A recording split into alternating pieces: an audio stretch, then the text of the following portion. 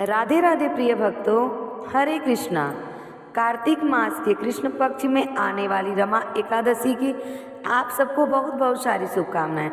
चलिए इस पवित्र एकादशी के उपलक्ष्य में हम सभी जुड़ी हुई पौराणिक कथा का श्रवण करते हैं। एक समय महाराज युधिष्ठिर ने भगवान श्री कृष्ण से पूछा कि हे जनार्दन, कार्तिक मास के कृष्ण पक्ष में कौन सी एकादशी आती है, उसकी महिमा क्या है, इस विषय में मैं जानना चाहता हूँ। यह सुनकर भगवान श्री कृष्ण कहते हैं कि राजन, इस एकादशी का नाम रमा एकादशी है। यह एकादशी महान से महान पापों को नाश करके आध्यात्मिक जगत में वास प्रदान करती है। प्राचीन काल में भगवान हरि को सेवा में रत रहने वाले एक राजा मुचुकुंद था। उसके इंद्र, अन्य देवताओं और भक्तों के साथ अच्छी मित्रता थी, क्योंकि वह सदैव सत्यनिष्ठ और नैतिक थे। इसीलिए उनके राज्य में कभी भी कोई बाधा नहीं होती थी। ऐसे में राजा मुचकुंद की एक सुंदर पुत्री थी। उसका नाम था चंद्रभागा। उसका विवाह राजा चंद्रसेन के पुत्र शोभना से हुआ था। एक बार शोभना रमा एकादशी के दिन अपने ससुराल में गया। अब चंद्रभागा चिंतित होने लगी, क्योंकि वह जानती थी कि उसका पति कमजोर है था। वह एकादशी का व्रत नहीं कर सकता, लेकिन उसके पिता के राज्य में मनुष्यों से लेकर पशु भी निर्जल एकादशी व्रत करने और उनकी व्रत भी प्रत्येक मास में आने वाली दोनों एकादशी के दिन शोभन ने भी इस एकादशी व्रत करने का निर्णय लिया। लेकिन वह सूर्योदय से पहले ही कमजोरी से और भूख के कारण मृत्यु को प्राप्त हो गया। राजा मुचकुंद ने शोभन का अंतिम संस्कार किया, लेकिन अपनी पुत्री को चिंता में जाने नहीं दिया और अब चंद्रभागा अपने पिता के घर पर ही रहने लगी। रमा एकादशी के पालन के प्रभाव से शोभन देवपुर नामक सुंदर राज्य में राजा बन गया, जो मंदार पर्वत के शिखर पर स्थित था। वह अपने ही राज में रहने लगा। गंधर्वों और अप्सराओं द्वारा सेवित हुआ। उसकी राजधानी इतनी आकर्षक थी कि मानो वह दूसरा स्वर्ग लग रहा था और वह स्वयं राजा इंद्र जैसा लगता था। अब एक दिन क्या हुआ कि शर्मा नामक एक ब्राह्मण मुचकुंद के राज्य में शोभन की राजधानी में तीर्थ यात्रा के दौरान आ पहुंचा। उसने तुरंत पहचान लिया, शोभन ही राजा मुचकुंद का जमाता है। इस ब्राह्मण को देखकर शोभन ने राजा मुचकुंद की, उसकी पत्नी चंद्रभागा और राज्य के अन्य प्रजावासियों के शुभ समाचार पूछे। सोम शर्मा ने उत्तर दिया कि सभी शांति और सुख पूर्वक जीवन व्यतीत कर रहे हैं। फिर उसमें आश्चर्यपूर्वक पूछा, राजन, मैंने ऐसा सुंदर शहर पहले कभी नहीं देखा। कृपया बताइए, आपको यह राज्य कैसे मिला? तब शोभन ने उत्तर दिया कि ब्राह्मण देव रमा एकादशी व्रत का पालन करने से मुझे यह राज्य प्राप्त हुआ, लेकिन मैंने बिना श्रद्धा के व्रत रखा था, इसीलिए यह सब कुछ अस्थायी है। यह कभी भी विलुप्त हो सकता है। कृपया मुझे सुझाव दीजिए कि मेरा यह राज्य कैसे अस्थायी बन सकता है। यह सब कुछ चंद्रभागा से कहिए, क्योंकि मुझे विश्वास है कि वह इस राज्य को स्थायी कर सकती है। सोम शर्मा राजा मुचकुंद के राज्य में पहुँच के चंद्रभागा से मिलते हैं और उन्हें यह सारा वृत्तांत कहते हैं। अपने पति के जीवित होने का समाचार सुनकर चंद्रभागा अत्यंत हर्षित हो जाती हैं। सोम शर्मा देवपुर नामक राज्य का वर्णन करते हुए बताते हैं कि किस प्रकार वह राज्य कभी भी लुप्त हो सकता है, इसीलिए उसे शोभन के राज्य को अस्थायी बनाने का प्रयास करना चाहिए।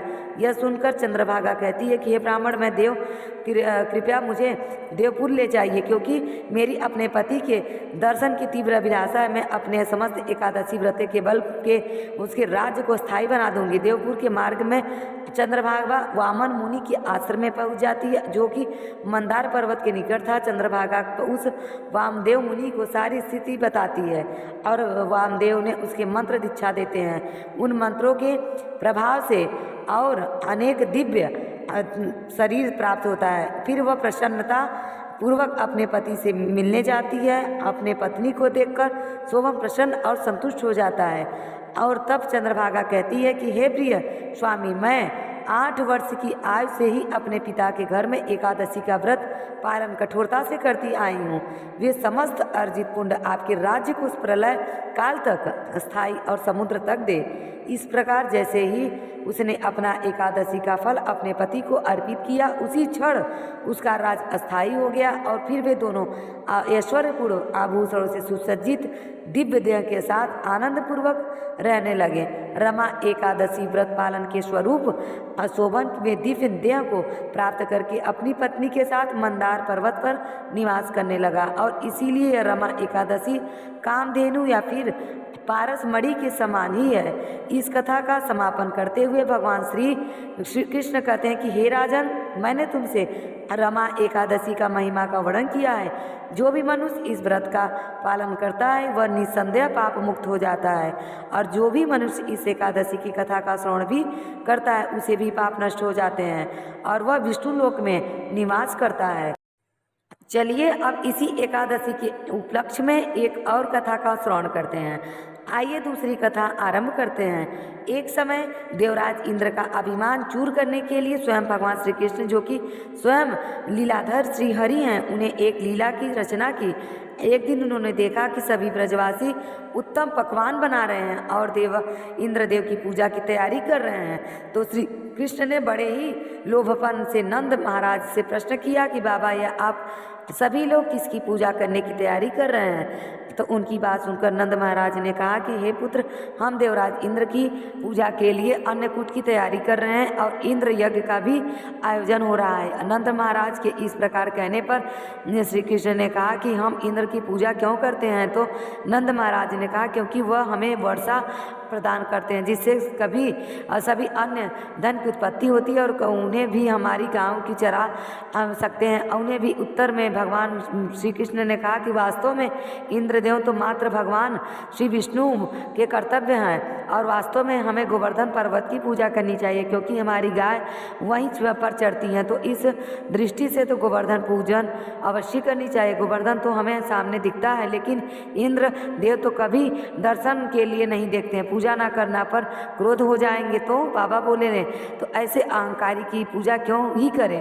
अब भी श्री कृष्ण ऐसे तर्क वितर्क सुनकर नंद महाराज और बाकी सभी ब्रजवासी इस बात पर सहमत हो गए कि उन्हें इंद्र यज्ञ के स्थान पर गोवर्धन पूजा का उत्सव मनाना चाहिए। जब देवराज इंद्र की इस कथा को सुनने और उसका परिणाम स्वरूप क्रोध में आकर उन्होंने वृंदावन के ऊपर मूसलाधार वर्षा आरंभ कर दिया। गोवर्धन का उत्सव अमावस्या के दिन हुआ था और फिर शुक्ल पक्ष का 9वां दिन बीत जाने के बाद 10वें दिन तक देवराज इंद्र ने भगवान श्री कृष्ण की उपासना की और इस प्रकार सभी ब्रजवासी इंद्र के कोप से मुक्त हो गए। तपश्चात नंद महाराज ने पूर्णिमा के 11वें दिन संपूर्ण उपासना करके एकादशी व्रत का पालन किया और इस व्रत का पारण करने के लिए उन्होंने अगले दिन यानी कि द्वादशी पर प्रातःकाली यमुना में स्नान करने के लिए वे चले गए, लेकिन उन्होंने समय से पहले ही स्नान कर लिया था, इसीलिए वरुणदेव के एक पार्षद ने उन्हें पकड़ लिया। अतः बहुत देर तक जब नंद महाराज पानी में बाहर नहीं आए तो वहाँ उपस्थित सभी गोपन चिंता करने लगे और श्री कृष्ण को बुलाने पर महाराज श्री पूर्व श्रद्धा और भक्ति भाव पूर्वक एकादशी का पालन किया।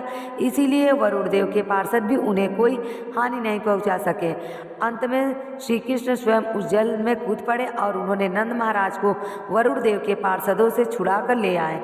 तो इस प्रकार श्री कृष्ण ने द्वादशी के दिन नंद महाराज की रक्षा की थी। इस प्रकार हमारे शास्त्रों में ऐसे कई उदाहरण मिलते हैं जहाँ पर एकादशी व्रत की महिमा दर्शाती हुए कथाएं हैं, जिसके श्रवण करने से भी एकादशी पुण्य फल की प्राप्ति हो जाती है।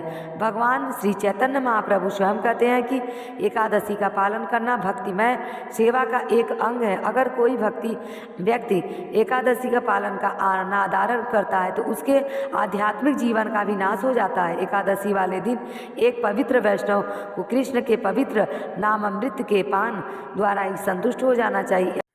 तो ये थी एकादशी व्रत कथा। कार्तिक मास में एकादशी का विशेष महत्व होता है। वैसे तो हर महीने में जो 2 एकादशी पड़ती अपनी अपनी जगह, हर एकादशी का अपनी ही महत्व होती है, लेकिन जो कार्तिक माह होता है वो भगवान विष्णु को अत्यधिक प्रिय है और इसी महीने में भगवान के चातुर्मास के पूरा होते हैं। तो आप सब एकादशी का व्रत कथा जरूर रहिए और कथा भी श्रवण करिए। तो ये थी आज के एकादशी व्रत कथा। आपको अच्छी लगी हो तो कमेंट करके जरूर बताएं। राधे राधे, हरे कृष्णा।